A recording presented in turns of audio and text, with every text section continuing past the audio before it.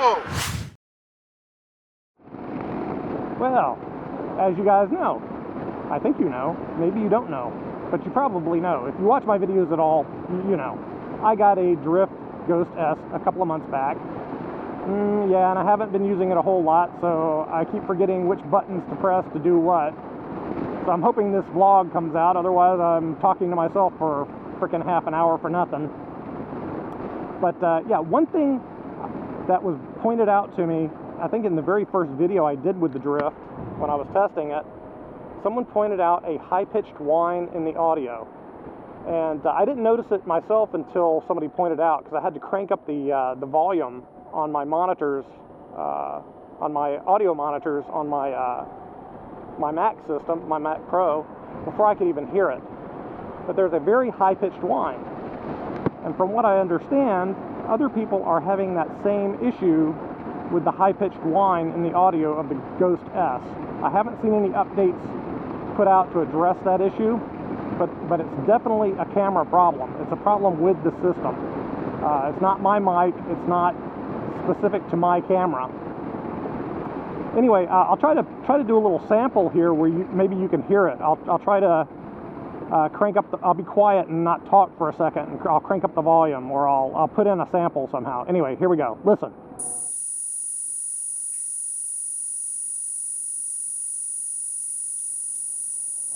Okay, hopefully you either heard that, or I am going to generate a sample and crank it up so you can kind of hear it. Now, what I've been doing for my videos is I take an equalizer within Final Cut, and I drop down the 10,000 kilohertz range of audio, and that seems to cut out that whine. So that whine is right around the 10,000, 8,000 to 12,000 kilohertz range. So it's a very high-pitched, droning whine sound. Very annoying when you actually hear it. So yeah, so there's a problem with the Ghost there. Another problem I'm having with my Ghost is when I've got it set on high bitrate record, at least I think it's only on the high bitrate record, I can't bring my video directly into, do I want to turn here? No, that's not where I want to go.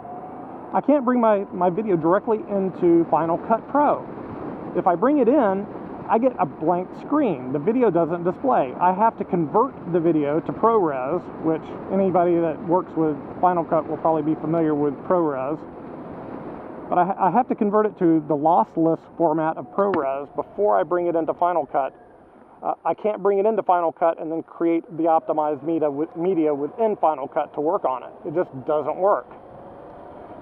So today I'm recording at the normal bit rate, and I'm hoping that I can import it directly into Final Cut. I'll put a little blurb in here and say yes or no, it worked. But yeah, so a couple of things that are pissing me off about the Drift.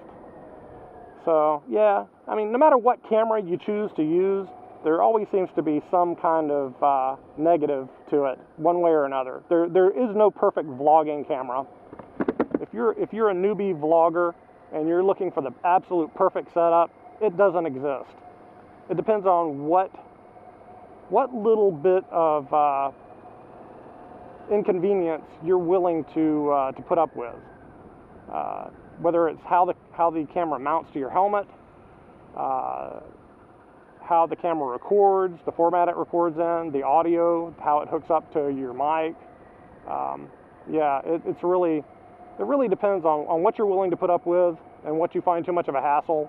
Also your pocketbook, that plays big into it. I'm not wealthy or anything, but I tend to spend money on toys that I want to get. This is my favorite little park here. I love this little park. We used to come bicycling here all the time. It's about a 14-mile trip down the bicycle trail from my house to here. But anyway, yeah. Yeah, back to the Drift. Yeah, any camera you use has got its pluses and minuses. And obviously cost is a consideration as well. So what you have to do is kind of look around, see what other people are using, see if anybody's got a similar type of setup to, you know, whatever helmet you use, whatever bike you're using, whatever your budget is, blah, blah, blah. And, you know, see if you can find something that kind of fits what you want to do, and then you kind of stick with it and try to make it work. Sometimes it takes some tweaking.